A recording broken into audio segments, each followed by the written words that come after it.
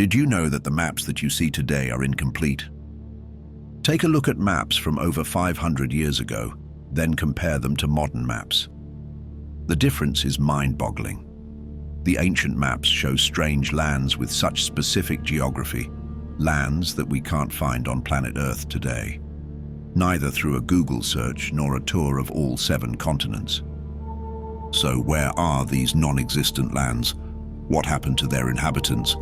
And more importantly, why did ancient maps show them if they never existed in the first place? We'll find out together in this new episode of Secret Origins. Welcome.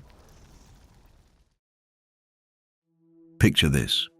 It's the year 1513, long before the first satellites were built, and centuries before most of the world was charted by European explorers.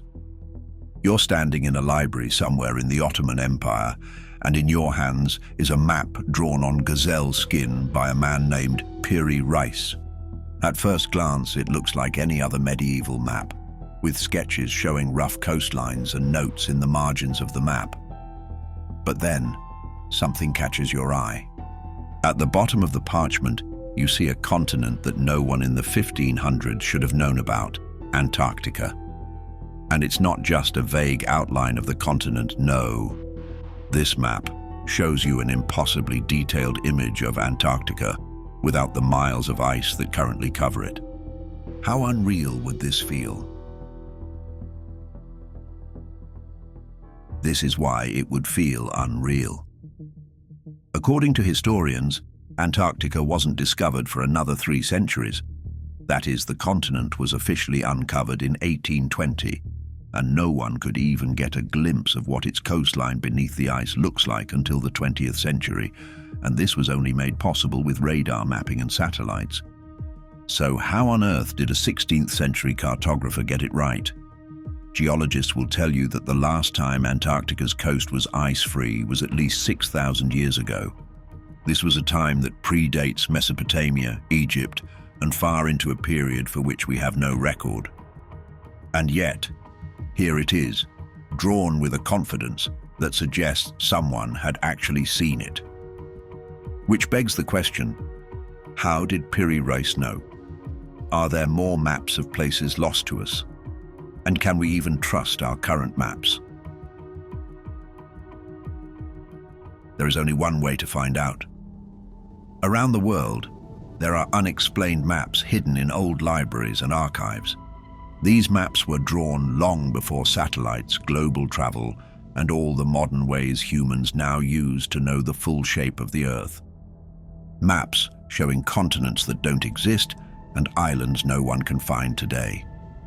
To the casual eye, they may look like simple maps, but when you study them, you realize this dilemma. These maps showed that the ancient cartographers were either way ahead of their time, or they drew a world that once existed, but is no longer here. What do you make of this? One map can be treated as a mistake, but when you have dozens from different timelines and different parts of the world, it suggests a pattern. Through different maps, you can spot the same anomalies. For example, from the 16th to 19th century, phantom islands like Hy-Brasil and Frisland appeared frequently in maps. That's not all. Littered through these ancient maps are continents that strangely insinuate Antarctica without its ice. The consistency is eerie. Could so many cartographers, Arab, Chinese, European, Ottoman, have all made the same errors independently? Or were they each working from fragments of the same lost source? This evidence is spread across cultures that should have had no contact. Yet their maps align like pieces of a puzzle scattered across history. This points to one of 2 unsettling truths. It's either our past is far more complex than we'd like to admit, or we are missing something about how these maps were created. What if these cartographers were copying from records left by civilizations we no longer remember? In 1929, scholars in Istanbul stumbled on a map while studying old manuscripts. At first glance, it looked like any other 16th century chart. You know, the usual Ottoman script. detailed coastlines, nautical symbols. But when they studied it closely, they noticed something unsettling. This map, drawn in 1513 by Admiral Piri Reis, didn't just show the familiar coasts of Europe, Africa, and South America. It also showed a vast southern landmass, one that looked remarkably like Antarctica. The problem was, Antarctica wouldn't be officially discovered until 1820, 3 centuries later. What's even more puzzling is that this map wasn't drawn from guesswork. Piri Reis himself wrote that he had compiled it from much older charts, some dating back to before the time of Alexander the Great. If this is true, it means he was copying knowledge that shouldn't have existed in the world he lived in. But this 1513 map goes deeper. The Piri Reis map doesn't just show Antarctica as we know it. It appears to show the continent without its thick covering of ice, and a coastline that is similar to what we know today. And according to geologists, the last time Antarctica was ice-free was thousands of years ago, long before recorded history. So how could the 16th century Piri Reis have had access to such knowledge? Some say it's a coincidence. Others argue that the landmass is misidentified, yet the details, shape, and placement are too precise to ignore. If Piri Reis created his map from older ones, like most cartographers do, then someone before him had already charted Antarctica. So who created the original charts? For starters, Piri Reis claimed he relied on maps far older than his own time.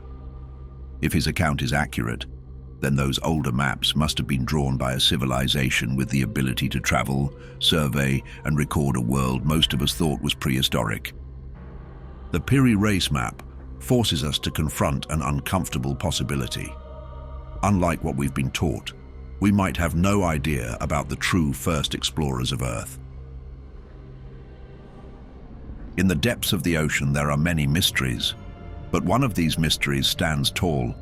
It's called the Phantom Islands.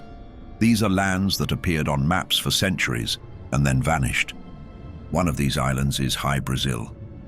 Positioned just west of Ireland, sailors spoke of this island as a place covered in mist. Hy-Brasil was also known to rise from the sea once every 7 years. Can you believe that? Even if you don't, ancient cartographers drew it with such confidence, marking its outline repeatedly from the 14th to the 17th century. Another island called Frisland also appeared on dozens of maps in the North Atlantic, and sometimes it was drawn to be larger than Ireland itself.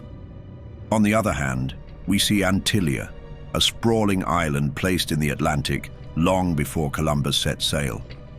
These 3 islands, and many others, were carefully mapped, named, and recorded as real places. And yet, they do not exist on modern maps. Why is this so? The first attempt to explain this weighs 2 possibilities. It's either that these lands were solid eyewitness accounts, or they were made up as an illusion. Let's start with the eyewitness accounts. What makes Phantom Islands so interesting is not just that they were drawn, but how they were reported. Ancient sailors swore they saw land where none exists today. Some even claimed to set foot on Hy-Brasil. But it did not end with just a visit.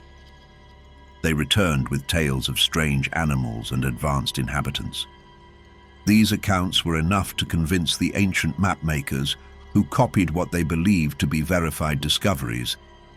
But when explorers later attempted to visit these locations, they had vanished without a trace. There are more examples.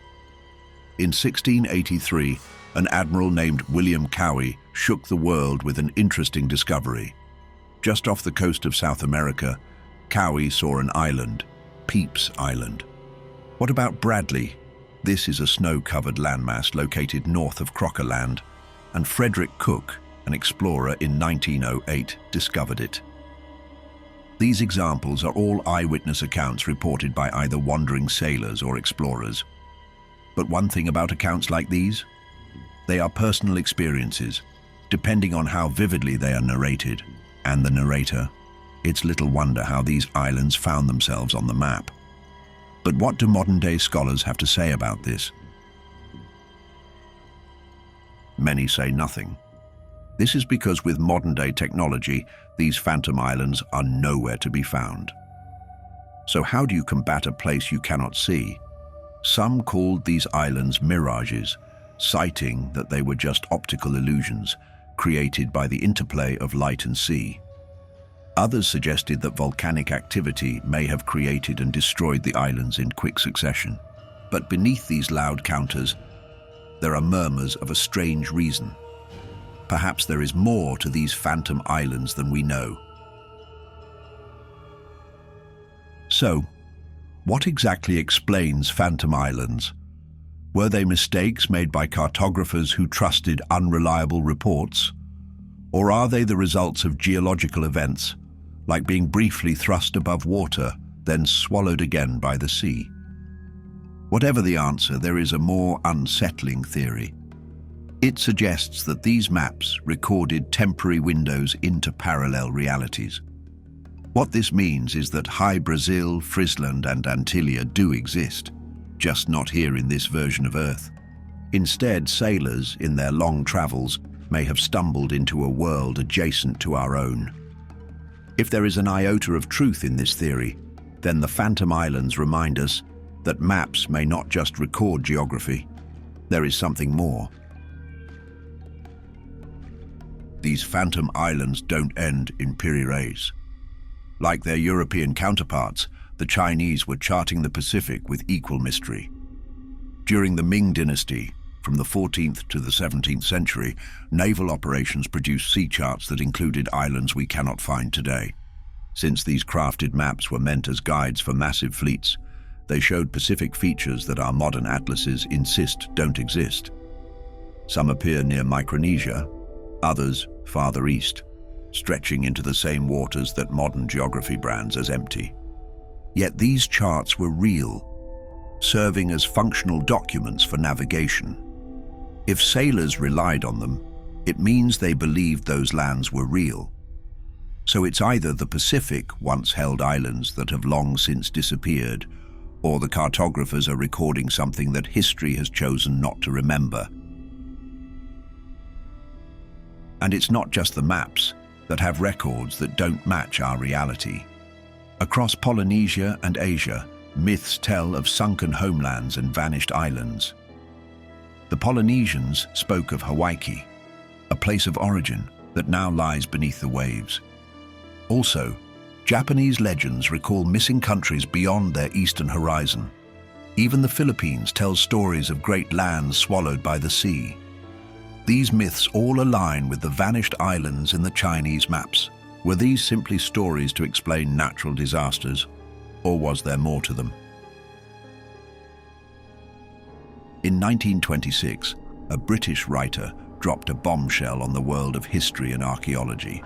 His name was James Churchward, and with him were his published three-part series, The Lost Continent of Mu, The Children of Mu, and The Sacred Symbols of Mu. Within those pages, he declared that humanity's oldest and greatest homeland was neither Mesopotamia, Egypt, nor even Atlantis. It was a continent called Mu. Churchward didn't present Mu as myth. He claimed to have stumbled upon its story decades earlier. While serving as a soldier in India, a temple priest trusted him with something extraordinary, a collection of sun-baked tablets covered in strange writing. Not only was the writing strange, but the language was too. According to Churchward, it was a long-dead script known as Nagamaya, which was understood by only 2 other people on Earth at the time. Unable to let the mysterious tablets rest, Churchward struck a deal with the priest. The deal was simple: teach him the language, and in return, Churchward would preserve the relics. When he finally understood the language, what he read shook him to his core. The tablets spoke of the first land where man appeared, Mu, a continent that had flourished tens of thousands of years ago before vanishing beneath the Pacific Ocean. Churchward described Mu as a dazzling, advanced society. He called their people the Nakal, describing them as superior in intellect and culture. In his words, they were, in many respects, greater than our own civilization. According to his account, Mu stretched across the Pacific, larger than South America. Its boundaries ran east to west from the Marianas to Easter Island, and north to south from Hawaii to Mangaia. This wasn't some sparse island chain. Mu was thriving. The Mu continent held over 64 million inhabitants and was divided into 10 tribes. But despite this division, they were united under a single government and one religion. The civilization had 7 great cities, alongside colonies that reached into other parts of the world. All this, plus a flourishing landscape that rivals anything we see today. But this is where things get interesting. In trying to chart the Pacific, European cartographers filled the maps with phantom islands and lands that no longer exist. In their bid to copy from older maps, what if they unknowingly drew the geography that the Mu civilization once lived in? Now, the big question isn't just where was Mu, but also what happened to it. According to Churchward, Mu suddenly disappeared around 12,000 years ago. The Naga Maya tablets revealed that Mu was swallowed by the earth in a bout of volcanic eruptions and earthquakes. In a single night, the land buckled, cracked apart, and fell into the great abyss of fire. 50 million square miles of ocean rushed in to bury what was left. An entire civilization of 64 million people, cities and knowledge was all obliterated instantly. Of course, skeptics scoffed at this explanation. Where were the tablets? Why did no mainstream institution ever see them? And was it not too convenient that such a dramatic story depended on the testimony of one man? But then something happened. Strange artifacts began to surface to back Churchward's story. In 1921, a mineralogist named William Niven made an astonishing discovery in San Miguel Amantla, Mexico. He stumbled upon over 100 stone tablets inscribed with mysterious writing. To many, the script was unreadable, but to James Churchward, it looked familiar. He insisted that the symbols resembled the same Naga Maya language he had learned in India. Were these Niven tablets also messages from the same lost civilization? If yes, then Mu's story wasn't confined to Churchward's imagination. There was more to it. But the traces didn't end there. Beneath the waters of the Pacific, divers began to report unusual formations. Many saw blocks and walls that looked more like architecture than geology. One of these formations is Easter Island. And guess what? It lies exactly on the boundary Churchward gave for Mu. This island also has iconic Moai statues that have long been linked by some researchers to a lost mother culture. Ancient maps of the Pacific show vast land masses in this region that modern charts no longer record. Could those cartographers have been sketching the fading shadow of Mu? This begs the question, why do medieval and early modern maps consistently show massive lands in the Pacific that simply are not there today? Some explorers swore they saw them, others insisted they landed on them. But over time, the islands disappeared from official cartography. When we place Churchward's Mu story against these phantom maps, the overlap is unsettling. Cartographers like those who drew the Dieppe maps in the 16th century or Chinese Ming Dynasty sea charts charted sprawling Pacific land masses. Were they preserving memories of a sunken continent? Or were they copying from ancient source maps of Earth as it looked before Mu sank? This was what Churchward himself believed. He argued that Mu was not just a legend whispered in temples. It was a reality that lived on in scattered artifacts and forgotten maps that dared to record lands now lost to history. Mainstream historians dismiss Mu as fantasy, a hoax born from one man's obsession. They argue that no geological evidence supports a continent vanishing under the Pacific in the last 12,000 years, They point to Churchward's missing tablets as proof that the story collapses under scrutiny. But let's say that the historians are right. Why then did William Niven's Mexican tablets hold the same script? And why do maps across centuries stubbornly show Pacific continents that geologists deny? However, this enigma does not end with the Mu civilization. There is more. In the golden age of philosophy, people listened to the words of Socrates, Aristotle, and especially Plato like they were scripture. But in two dialogues, Timaeus and Critias, Plato did something unexpected. He told an eerie story, one about a lost land called Atlantis. In Plato's words, he described the civilization to be greater than Libya and Asia combined, and claimed that it was positioned just beyond the Pillars of Heracles, what we now call the Strait of Gibraltar. Plato gave exact dimensions and described how Atlantis connected to other nearby islands. His words painted the picture of a civilization so advanced in knowledge and engineering that it once ruled parts of Europe and North Africa, and then it disappeared without a trace. According to Plato's dialogues, Atlantis collapsed 9,000 years before his time in a cataclysmic flood. To debate this, scholars split into two camps.